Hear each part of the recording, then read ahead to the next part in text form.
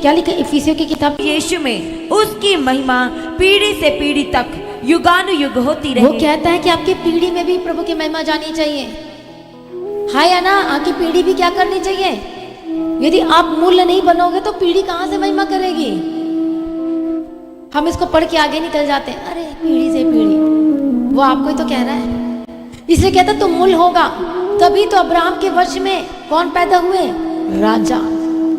जब आप प्रभु की महिमा करना सीख जाते हो तो फिर आपके बच्चे भी प्रभु की महिमा करेंगे। यदि आप नहीं करोगे तो वो भी नहीं करेंगे। आप मूल हो, याद रखना, प्रभु ने आपको चुना है प्रभु की महिमा करने के लिए और करवाने के लिए। हालेलुया। जितने इजरायलियों को प्रभु आशीष देता था, यहोशू ने किसको याद किया? अब्राहम, इसहाक। हालेलुया। इसहाक के टाइम में किसको याद किया गया? अब्राहम। और अब्राहम के टाइम में किसको याद किया गया? नथिंग। परमेश्वर ने जो हूं सो हूं, मैं हूं और मैं तुझे मूल बनाऊंगा कहता है। हालेलुया। तो देखो आगे जब पीढ़ी जाते गई तो किसका नाम लेकर आशीर्वाद मांगना शुरू किया? प्रभु देख अपनी वाचा जो तूने कहा है कि मैं ये दूंगा, वो दूंगा, ये दूंगा। अब्राहम, जब इसहाक, फिर याकूब, तीनों पीढ़ी जब चले गए तो आगे यहोशू। परमेश्वर याद कर, परमेश्वर स्मरण कर, तूने ये क्या था? अब्राहम से ये क्या था? इसहाक से ये कहा था? याकूब से ये क्या था कि मैं करूंगा? तो प्रभु ने क्या किया? हाँ, करूंगा। और अब्राहम की वजह से सारी दुनिया आशीषित हो रही है। हालेलुया। तो हमारा मूल कौन हो गया? अब्राहम हो गया।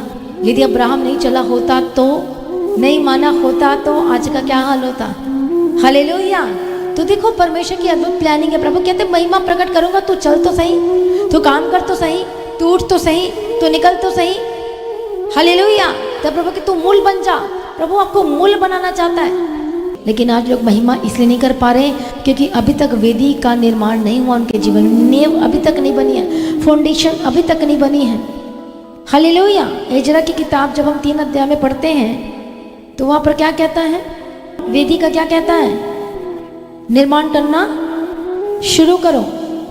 और वहां पर लिखा है कि जब 7वां महीना आया, इजरायली अपने नगर में बस गए और लोग यरूशलेम में एक मन होकर इकट्ठा हो गए।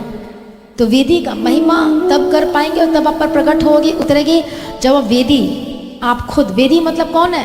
आप हो। जब आप खुद अपने लाइफ में आप खुद का निर्माण कर पाओगे वचन के द्वारा। आपका निर्माण वचन के द्वारा होगा, है या ना? क्योंकि सब कुछ वचन के द्वारा ही हुआ है। तो आपका निर्माण भी कैसे होना चाहिए? वचन के द्वारा। उस